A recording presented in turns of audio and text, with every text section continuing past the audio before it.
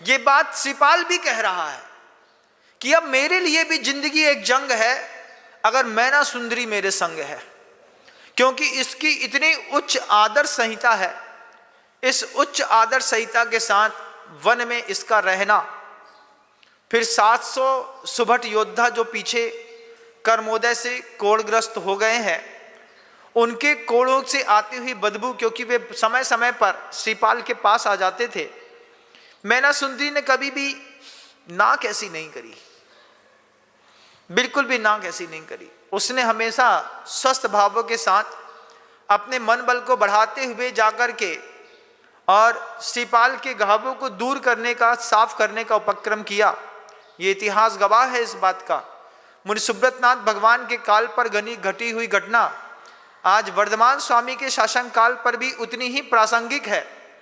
शुरुआत में मैंने वह बात कही है, आदर्श कभी भी हटता नहीं, एक बार बनता है वह आइडियल कंडीशन लाइफ टाइम के लिए बन चुकी होती है। जैसे गुरुदेव अपनी आदर्श संहिता में एक बार पुरुषार्थ करके बने, अब युग बदल जाएगा लेकिन आचार्य विद्यासागर जी महाराज जी का नाम नहीं बदलेगा।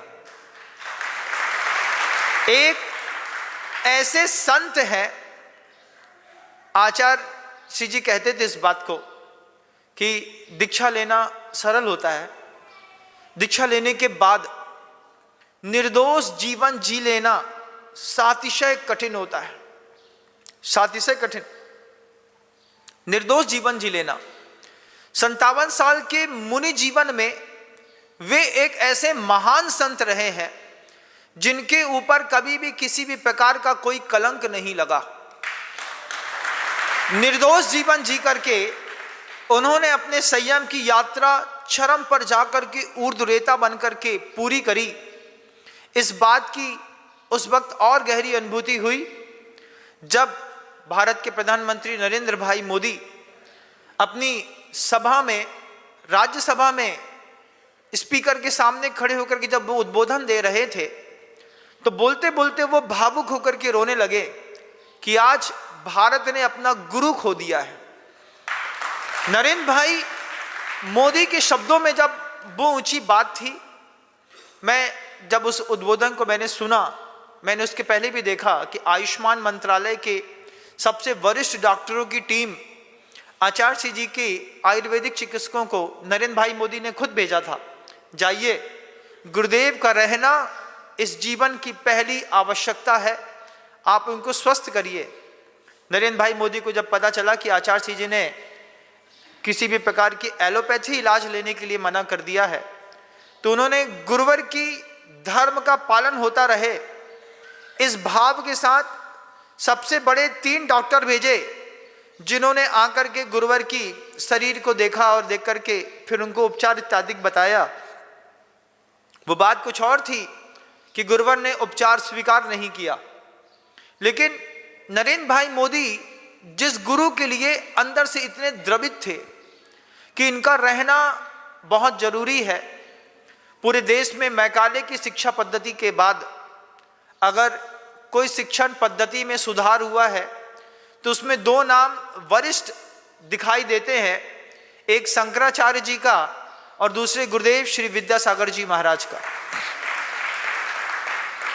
जब पहली बार इसरो के वैज्ञानिक कस्तूरी रंगन जी आचार्य श्री जी से शिक्षा नीति पर बात करने के लिए डोंगरगढ़ पधारे तो ये नेशनल न्यूज़ बनी कि प्रधानमंत्री नरेंद्र भाई मोदी ने शिक्षा नीति में क्या बदलाव होना चाहिए, इसके लिए अपने प्रतिनिधि को आचार्य विद्यासागर जी महाराज के पास भेजा है और वे शिक्षा नीति के जो संकेत देंगे उस शिक्षा नीति पर भारत की शिक्षा नीति बनेगी। और आपको जानकर के इस बात की खुशी होगी कि आचार्य श्री जी के बताए गए जितने भी बातें थी उसमें से 163 पन्नों को शिक्षा नीति के अंतर्गत आज वर्तमान समय में भारत सरकार ने ले लिया है। वो गुरु कितना ऊंचा है, वो गुरु उनकी अंदर की ऊंचाई कितनी ऊंची है, वे अंदर से कितने गहरे हैं, कितने ऊंचे हैं, ये पास में रहने वाला व्यक्ति कम देख पाता है। दूर रहने वाले व्यक्ति को यह बात बहुत अच्छे से दिखाई देती है। जब गुरुवर का प्रथम समाधि दिवस डोंगरगढ़ में मनाया जा रहा था, उस वक्त भारत के यशस्वी प्रधानमंत्री गृह मंत्री अमित जी शाह पधारे थे। अमित जी शाह पूरा भारत चलाते हैं, पूरी भारत की जवाबदारी उनके पास है। जब वो गुरु जी के पास पहुंचे तो कुंडलपुर में गुरु जी की उनकी मुलाकात उनको याद थी। उन्होंने जाते साथ एक बात बस कही, जब तक मेरा उपयोग है मैं यहाँ पर रहूँगा, भले शाम का 6 बज जाए। आप निर्विकल्पता के साथ जो जो काम कराना है मुझसे कराइए, मुझे खुशी होगी। मुझको यहाँ से जाने की कोई भी जल्दी नहीं है। और आचार्य श्री जी का वह जो समाधि केंद्र था, उस केंद्र पे माथा झुकाते वक्त अमित जी शाह के आंख से आंसू गिर करके उन्होंने फिर वही बात दोहराई। मंच पर जब खड़े हुए, जब उन्होंने कही ये बात कि गुरुदेव से जब मैं पहली बार कुंडलपुर में मिला था और कमरे के अंदर बैठ करके मेरा और गुरुदेव का संवाद हुआ था, 35 मिनट के संवाद में मैं पूर्व में तो पूर्वाग्रह से ग्रस्त था कि किसी भी साधु के पास जाओ तो वो अपने मठ और मंदिर की जमीनों के लिए डिमांड करते हैं, पैसे की डिमांड करते हैं, किसी और चीज़ों के लिए कुछ मांगेंगे। लेकिन मंच पर आकर के मुझे इस बात की अनुभूति हुई कि आचार्य विद्यासागर जी महाराज जी ने 35 मिनट के संवाद में सिर्फ भारत के उत्थान की बात करी और किसी भी प्रकार की किसी भी चीज की डिमांड नहीं करी। उन्होंने ये नहीं कहा कि मुझे 100 एकड़ जमीन चाहिए है, कहीं पर सरकार से कुछ नीतियां बन जाए, कहीं रोड बना दीजिए, कहीं इलेक्ट्रिसिटी डाल दीजिए। इस तरीके की किसी भी धर्म के उत्थान की कोई बात ना करके गुरुदेव ने मात्र भारत के उत्थान की बात करी। और जब पहली बार समाधि केंद्र पर अमित जी शाह पहुंचे तो उनके आंखों से गिरते हुए आंसू ने इस बात को बताया कि आज जो मैंने खोया है, इस चीज को मैं कभी पूरा नहीं कर पाऊंगा। राजनेता राजनीति करता है, ये बात तय है, लेकिन कुछ जगह ऐसी होती है जहां राजनेता एक शिष्य या भक्त बनकर के, इंसान बनकर के भी खड़ा होता है। उस केंद्र का नाम आचार्य विद्यासागर जी महाराज है। उस केंद्र के लिए दुनिया भर के लोगों से मैंने समय समय पर संवाद किए हैं।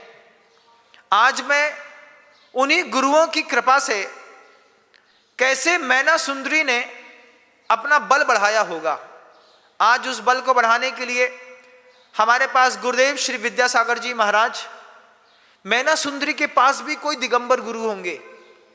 ये दिगंबर गुरुओं की जो एक परंपरा है, ये हर वक्त जब खड़ी होती है कहीं पर सामने आकर के, तो किसी ना किसी साधक के बल में वृद्धि करती है। मैना सुंदरी के भी आरिकाएं गुरु थी, मुनि महाराज गुरु थे। मैना सुंदरी ने वहां से अपना बल बढ़ाया।